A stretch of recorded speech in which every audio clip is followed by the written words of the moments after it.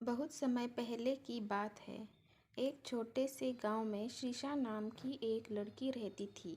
उसके पिताजी एक छोटे किसान हैं और माँ एक गृहिणी है जिनका स्वास्थ्य खराब रहता है। श्रीषा ही अपने माँ की देखभाल और खेत में काम करती है। श्रीषा बहुत सुंदर और दयालु थी।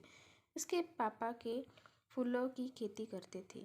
श्रीषा की माँ दिल की रोगी थी। श्रीषा ही उनकी देखरेख करती और खेत पर पापा का हाथ बटाती। एक दिन जब श्रीषा अपने खेत से फूल तोड़ रही, तभी उसे एक बहुत मधुर संगीत और गाने की आवाज़ सुनाई दी। पहले तो उसने ध्यान नहीं दिया, पर जब वह संगीत में मदहोश होने लगी, तब उससे रहा नहीं गया।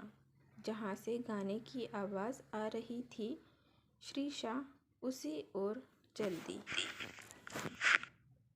पास जाकर देखा, एक हट्टा कट्टा लड़का अपनी आंखें बंद करके गिटार बजाते हुए गाना गाए जा रहा है। श्रीषा उस अनजान लड़के को एकटक होकर देखने लगी।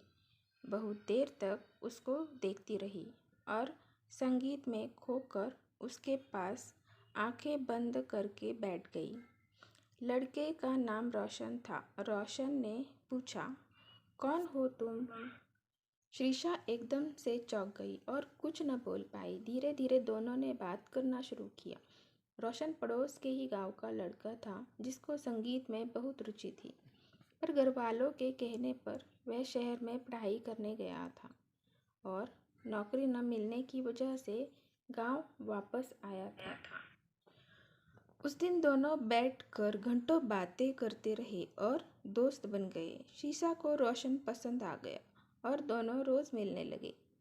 बहुत कम समय में दोनों एक दूसरे के प्यार में पड़ गए। एक दिन श्रीषा के पिता ने दोनों को एक साथ पकड़ लिया और रोशन को दोबारा उनके गांव में आने से रोक दिया। श्रीषा ने अपने पिता को समझाने की कोशिश की, पर उसके पिता एक गाने वाले के सख्त खिलाफ थे। जब श्रीषा की माँ को यह पता चला, तो उनकी तबीयत और बिगड़ गई। इस बात से परेशान होकर श्रीषा ने रोशन से फ़ोन पर भी बात करना बंद कर दिया। रोशन ने मायूस होकर गांव छोड़ दिया। देखते देखते समय गुजरता गया और श्रीषा की शादी की बात चलने लगी, पर श्रीषा अब तक रोशन को भूल नहीं पाई थी। उसको रोशन का वह वादा याद आता जो उससे करके गया था।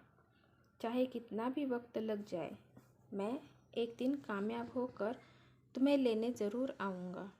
मैं मरते दम तक बस तुमसे ही प्यार करूँगा।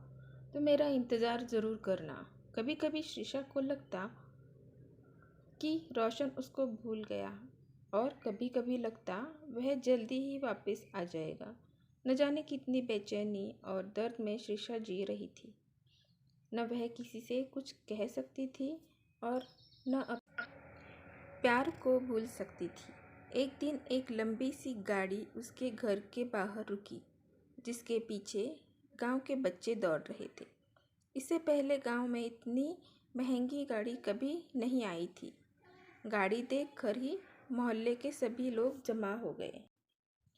आराम से घर के गेट खोलते हुए जैसे ही रोशन अंदर पहुंचा, श्रीषा ने देखते ही उसे दौड़कर गले लगा लिया। दोनों एक दूसरे के प्यार को महसूस कर रहे थे। दोनों के मन की सारी शंका दूर हो गई थी और श्रीषा के पिता भी उनकी शादी के लिए तैयार हो गए। दोनों का प्यार वक्त के साथ बढ़ता गया। वे दोनों बहुत खुश थे। धन्यवाद।